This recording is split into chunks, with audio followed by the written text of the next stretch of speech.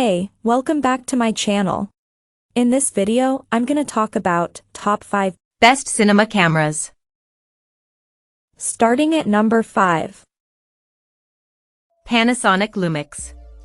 Another great option for aspiring filmmakers is the Panasonic Lumix GH5 It's the predecessor to the Panasonic Lumix GH6 above and uses a micro Four Thirds sensor, albeit with a slightly lower resolution. However, it still delivers excellent overall video quality, and the 4/3 system has a vast library of lenses to choose from, including plenty of compact and relatively affordable options. The GH5 has a wide range of resolution and frame rate options, including anamorphic modes to get a wider, more cinematic aspect ratio and 4K recording at up to 60 frames per second. You also get log profiles and 10-bit 4:2:2 4K recording, up to 30 frames per second, to capture more color information and give you more flexibility in post. Unlike the GH6, however, it lacks a CF Express card slot, can't shoot in Apple ProRes formats internally, and is a bit more limited in frame rate options. For the price, however, the GH5 is a fantastic choice. Coming at number 4. Sony Alpha ZV. The Sony ZV-E1 is one of the best low-light video cameras we've tested. It features a 12MP full-frame sensor optimized for low-light shooting, with fantastic noise handling and plenty of dynamic range for great results in even the trickiest lighting conditions. It's the same sensor found in the pricier Sony Alpha ZV III and Sony FX3, though we haven't tested them. They're known to be some of the best videography cameras in their respective classes.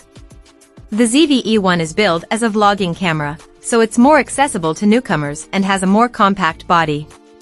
It also includes Sony's ever-reliable autofocus, IBIS, and 4K recording at up to 60 frames per second. That said, it can overheat pretty quickly during longer recording sessions.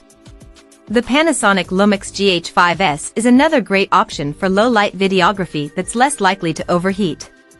Though it uses a smaller micro Four Thirds sensor, the sensor's low resolution and dual native ISO design optimize the camera for low light. The MFT system also features more compact lens options, and the camera has a more effective IBIS system, but its autofocus is much less reliable than the ZV-E1. That may not be a deal breaker if you prefer to focus manually, so the GH5S is a good choice if you want to save some money. At number 3. Fujifilm XH2S. The Fujifilm XH2S is one of the best hybrid cameras in its price range for videographers who need high frame rates and speed.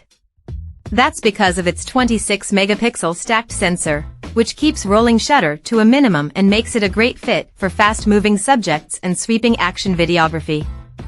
It also supports 6.2K open gate recording, 4K at up to 60 frames per second without a crop, and a slow-motion recording mode that can capture 4K at up to 120 frames per second.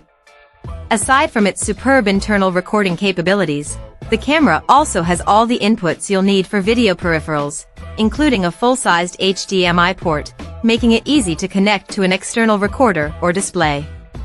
Like the Panasonic Lumix GH6, it also supports raw video output to a compatible external recorder. Even without an external recorder, the camera's internal codec support is fantastic, with Apple ProRes formats to capture higher quality video with less compression. Number 2 of my list.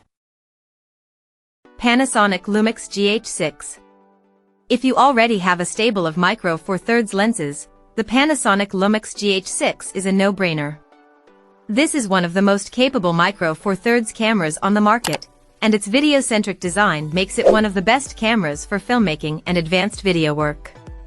Unlike the Panasonic Lumix S52 above, the GH6 supports features like external raw video output and internal ProRes codecs out of the box. The S52 can do those things too, but you need to buy an upgrade key at an additional cost.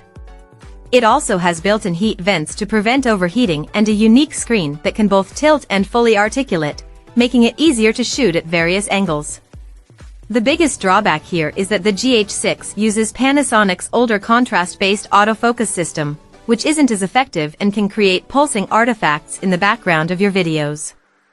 Ultimately, if you're a solo operator who tends to shoot in less controlled lighting conditions and relies on autofocus, the full-frame S52 will likely suit you better.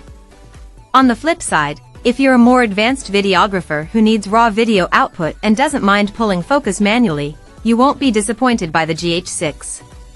With the Panasonic Lumix GH7 on its way, you'll likely be able to pick up the GH6 for even cheaper soon, too. And number 1.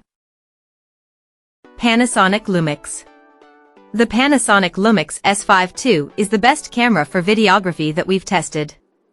It's loaded with features that equal and even surpass more expensive options, making it one of the best bang-for-your-buck cameras if you're interested in videography.